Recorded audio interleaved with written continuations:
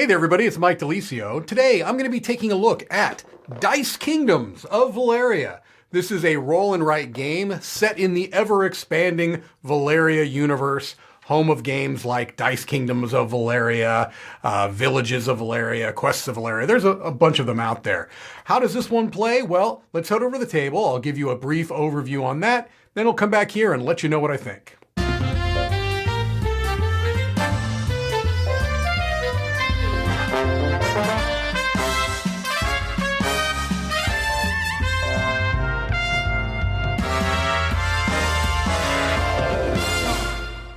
Okay, Dice Kingdoms of Valeria is a roll and write game where each player is going to have two different sheets that they're going to have in front of them.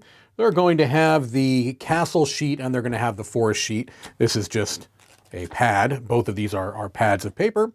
And they're going to have a pen or a pencil. We've got some player aid cards.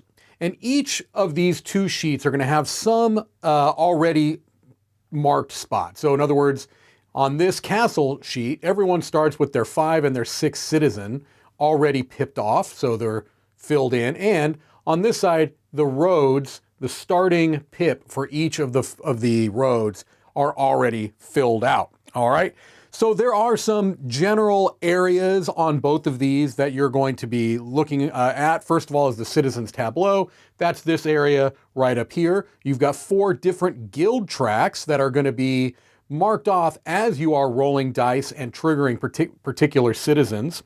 You also have a gold chart over here. You've got a knights along the wall that goes on this castle wall all along here that you'll be looking at on the castle sheet. On the forest sheet, you've got primarily these roads and the domains that those roads lead to and connect. And then you also have these monster lairs. Actually, one of them sneaks over here onto your castle board, but these are all monster lairs. Those are the main areas of the board that you're going to be focusing on while you are marking things off. You also have some cards along the top here that we'll talk about in a moment. All right, to play the game, whoever is the active player is going to gather up all of the dice in the game. You have all of these D6s. Some of them are colored, and these 2 are citizen dice, and they're going to roll the dice. All right.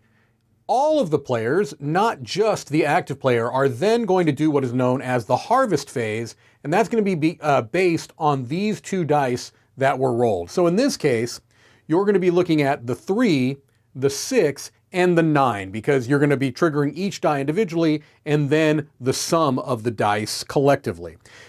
The way the harvest works is that you're going to look at the associated citizen track along the top, and if there are any pips that are marked off, you're going to go to the associated guild hall and mark off. So in this case, there is none marked off on the 3.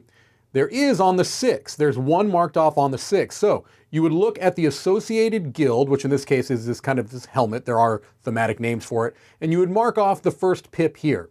If throughout the course of the game you had marked off the second one, you would mark it off twice. There is none in the 9 currently. If there were, then you would mark one in that guild as well. And all the players are doing this simultaneously, the harvest phase. If at any point the dice roll in such a way that you don't trigger any of your citizens, then you get to mark off 1 pip in any of the associate or any guild of your choice. After the harvest phase is complete, now the active player only is going to be choosing one of these dice to use to do their action phase, okay? The blue die is simply a modifier. That is a value that you can add to any of the other 3 dice. You can choose to do that. You don't need to. So if you wanted to take the green action, you can do it with a value of 2, or you can add that 4 and make it a green 6, or a yellow 8, or a red 9. Or again, you could just simply keep the original rolled values in each of those 3. So these are the action dice with associated actions. This is simply a modifier die. So let's talk about what these different actions are. First off, the yellow die, that is a recruit action. That is where you can simply mark off one of the spots in this citizen row here. So if I wanted to mark off my number 4, I could use that yellow die, mark off that first pip. Again, remembering I had this blue, I could also choose to mark off the 8. On some of these pips, you'll notice you have circle pips, and then other ones you have little symbols of different types. whenever it's something that is of a symbol, it's going to be triggering something else. So let's say, for example, I chose to do the 8. I would be marking off that, which would mean that now in the future, whenever 8s were rolled during the harvest phase, I would mark a pip in that guild. But this is also going to allow me to mark off the first of my knights along the wall. So if I'd done that, I'd mark that off, then I would mark this off. And in this spot, there are also areas where you could trigger other things. This, as like in many roll and write games, has kind of cascading effects that you could take. All right, but that is the recruit action. The red die is for a slay action, and that's where you're going to be choosing one of the monster layers down here along the bottom, and you're going to be marking off the leftmost pip in that block that matches the value of the red die, or again, the red die plus the blue die. So I'd have a number of different options here.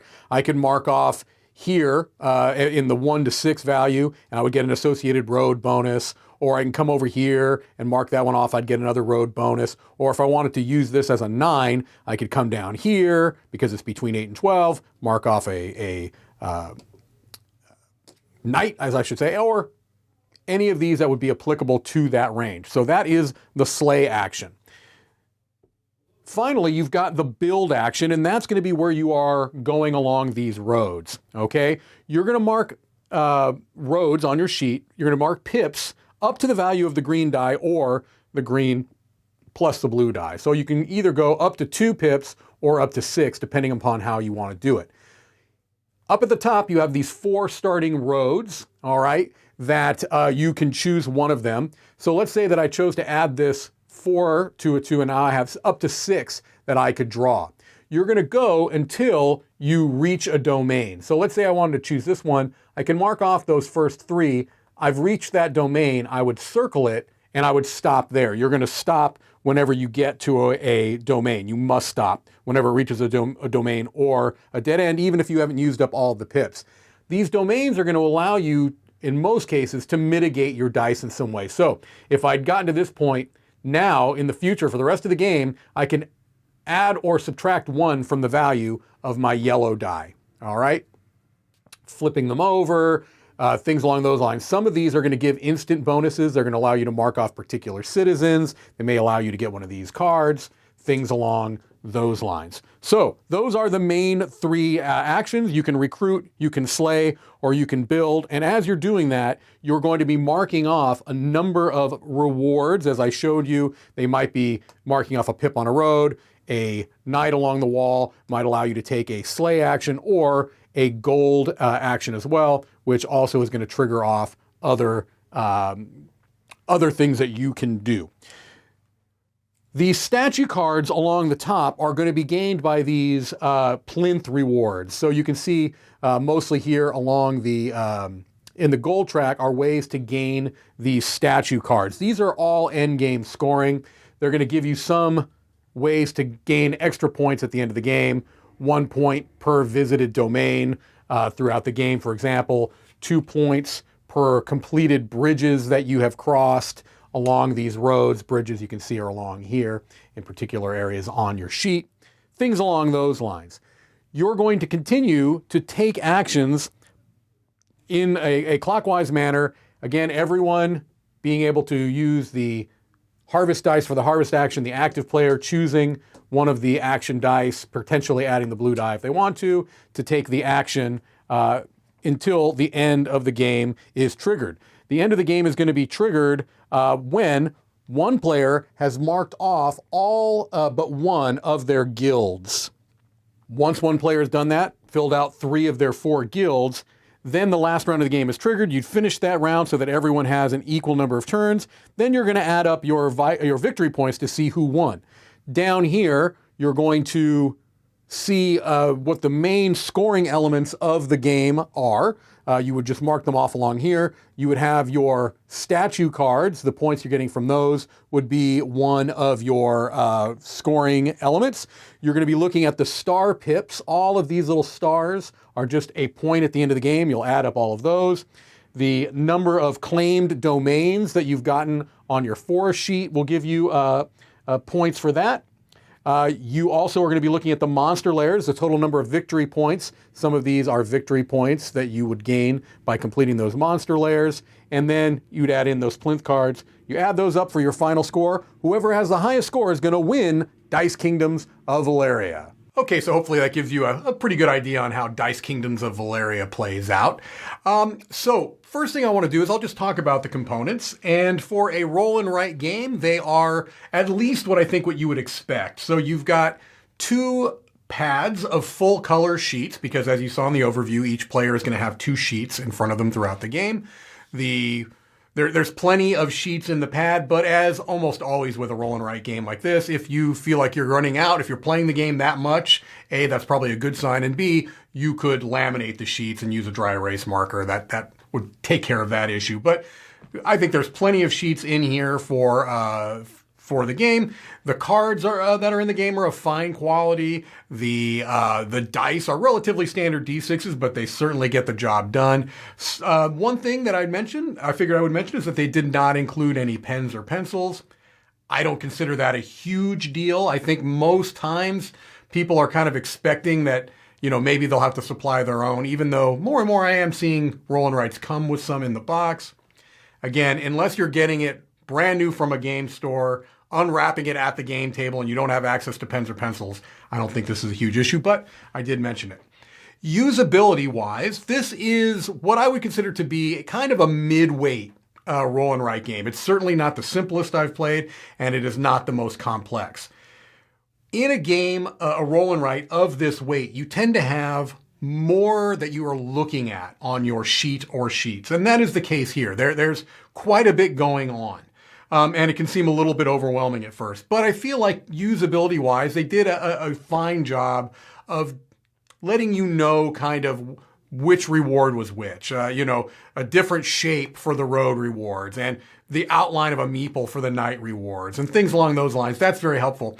The only thing that can maybe slightly be a little bit tricky is the gold rewards is simply the same circle as a standard one, but with a gold outline on it. Perhaps in bad lighting, or you just may overlook that. That might be something to note, but for the most part, the usability on this is fine. The different areas that you are focusing on are relatively clear. I do think that maybe on the forest sheets, the roads are a little bit, it looks a little messy to me, but certainly nothing, that's going to knock it down significantly. I just figured I would mention that I was a little bit like, okay, this road goes here, and then you can start from there. It's not the clearest in the world, but it's certainly not terrible. Gameplay. So it would be lovely if when I review a game, I don't know if it would be lovely. Let me take that back. When I review a game, I'll just put it this way. It's very difficult in a genre as crowded as roll and write to review any roll and write game on its own without any context of the dozens and dozens and dozens of other roll and writes that I have played. I was getting ready to say at the beginning, wouldn't it be lovely if you could, but I don't know if that's the case. This is a crowded genre. Is it more crowded than worker placement? No, I don't think so. But it is certainly a genre that you are seeing more and more of, these roll and write games. And I'm bringing that up because the main negative I have against Dice Kingdoms of Valeria is that I think it struggles to stand out. So the dual sheets are something that is maybe a bit of a novelty. There might be plenty of people that have never played a roll and write game where you have 2 sheets. Well, I've played Fleet the Dice game. I've played Hadrian's Wall. I've played a number of other games, roll and write games, that have more than 1 sheet. So that doesn't feel novel to me. Taking one action that leads to 3 or 4 different bonus actions. Again, I feel like that's almost becoming the standard operating practice in roll and write games. So it's maybe just not as exciting to me as it would have been maybe 6, 7, 8 years ago. But I can't review this game under that lens. I have to review it under today's lens with the context that I have as a reviewer, the experience that I have with the dozens of roll and write games I've played. So I think that Dice Kingdoms of Valeria is a very competent design. It feels balanced. It feels like, you could generally approach it in a, you can be focusing on a particular area if you want to. You can go on a heavy, slaying of monsters approach. You can go on a heavy road building approach. So I don't think that you're like shoehorned into one particular path to victory, and that's a good thing. I like the harvest idea where on everybody's turn, you're going to be marking something off. I do think that that is a very good mechanism to incorporate in a roll and write game so that you're not completely bored on other players' turns. Although after you've marked off the one or two little things, maybe you'll get a couple of bonuses. Then you are waiting for the active player to take their action, which is going to be the lengthiest part of the turn. But I do like that kind of harvest thing. I think that's nice. But the bottom line is that I just don't know that I would ever choose this particular game over other roll and writes, two of which I've mentioned. I certainly would prefer Hadrian's Wall, although that's a heavier game. But I think I would prefer Fleet Dice to this, which is about the same weight. And there are others that I would also prefer over this. And I actually have a lot of thematic connection to the Valeria universe. So one of the things I did like was I did like how in this game, you've got this idea of rolling dice to trigger your citizens. Well, that feels very similar to Dice Kingdoms of Valeria, or Card Kingdoms of Valeria, which again, obviously this is kind of playing off of that. It's almost like a dice version of that. So I liked that was a familiar type of a thing. But then in other cases, there weren't a lot of connections. So it's not that I'm ambivalent about the theme. I actually like the Valeria games, and I do like the art, as always, by the Micho is tremendous. I love the art in the game. So all of those things are going for it, but it still leaves me a little bit cold because, again, it does not really do anything to make it stand out. And it's hard. It's hard in a genre where you're seeing more and more of these games. So with all that being said, a very competent design, but not one that brings a lot of excitement. Nothing that's making me just like wanting to pull it off the shelf and play it over the many other roll and write games. And for that, I'm giving it a 6 out of 10.